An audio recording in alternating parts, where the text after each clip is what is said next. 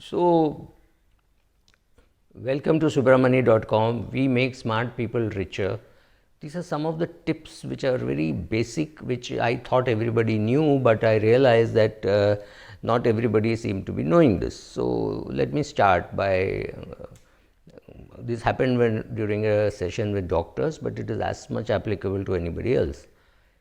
Suppose you have a income of about 4 or 5 lakhs a year, or whether you have 4 or 5 lakhs a month, it doesn't really matter, but yes, your cash flow requirements can be slightly different. Suppose you have 4 lakhs of annual income or 5 lakhs of annual income, you have no choice but to pay tax on that, whatever be the tax, right? So, technically speaking, 5 lakhs is tax free, but assuming you have to pay some tax on that, you realize one thing, that on your earned income, whether it is you're earning as a salary, whether you're earning as a professional chartered accountant or as a doctor or as a lawyer, you have no choice, but you have to, you do work, you raise a bill, you send the bill, client pays money, you pay tax, end of story. However, after a few years, what happens is this post tax income which you have has been converted into assets, and those assets give you cash flow. So, suppose you have created a equity portfolio worth 50 lakhs, and that gives you an annual dividend income of 1 lakh. Now, earlier the dividends were tax free, it means it was taxed at the hands of the company. Now, you have to pay tax on that. You have again no choice, because that 1 lakh of income is coming to you. On that 1 lakh of rupees, you will pay tax.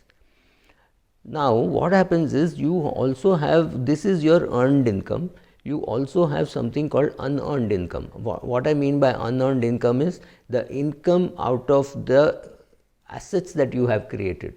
So, one portion of that could be rent. Suppose you have bought a house and you have given it on rent, you will have, let us say, 5,000 rupees a month or 10,000 rupees a month rent. That is unearned income, because you are not earning it, your asset is earning it. Again, if it is rent, you will pay tax. Now, let us look at this: salary, professional fees, rent, dividend, interest are all things on which you will pay income tax, because you realize the income. Now, I am making a distinction between realized income and unrealized income. Please understand, HNIs, high net worth individuals, wealthy, rich people, do not worry about cash flow, they worry about increase in net worth. I am sure all of you know what is net worth. So, calculate your net worth and just monitor that. That is more important. Now, what was I saying? Now, suppose you have assets worth 50 lakhs, which is kept in a bank fixed deposit.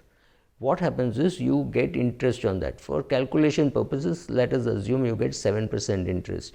7% interest on a bank deposit is 3.5 lakh of rupees.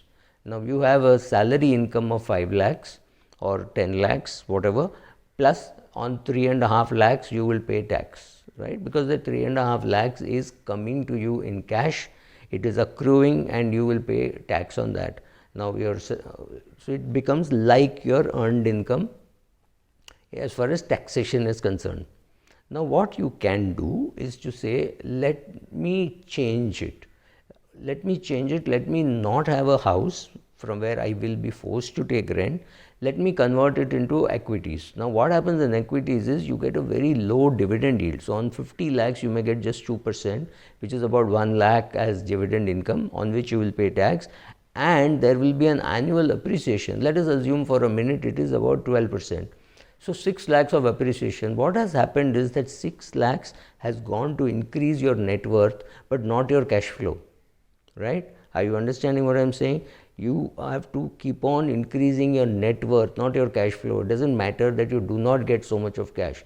So, assuming you are a doctor who is about 70 years of age or 65 years of age, and you are still in practice, and your practice income is about 1 crore, it is also possible that your interest income could be about 3 crores, right, or 2 crores, and that is huge, because you are going to pay tax on that. Now, if you convert that into equity, your income goes down, the appreciation is higher, and you do not pay tax on the appreciation till you withdraw, and even when you withdraw, you pay capital gains, which is much less than the regular tax that you pay. Okay, you do not have appetite for equities, that is no problem. Put it in a bond fund, right? with maybe 2-year duration. And for heaven's sake, bond fund, please don't try doing it yourself. Get the help of an advisor. Reduce the risk dramatically and be in the growth option. What happens is you postpone tax, you increase net worth, but you postpone tax. It's a very, very powerful tool of the rich. And if you keep wondering how the rich get richer, it is by doing such simple things. You have no choice but to pay tax on your earned and received income. However, on your unearned income, which is your secondary income or the third source or fourth source of income, do not pay tax as far as possible. Postpone it. So even if you are in a bond fund, if you are in the growth option and you do not touch that money for 10, 15, 20, 30, 40 years, you don't have to pay tax on that. Deferring your tax by 30, 40 years is an amazing wealth tool. It can be done. Thank you.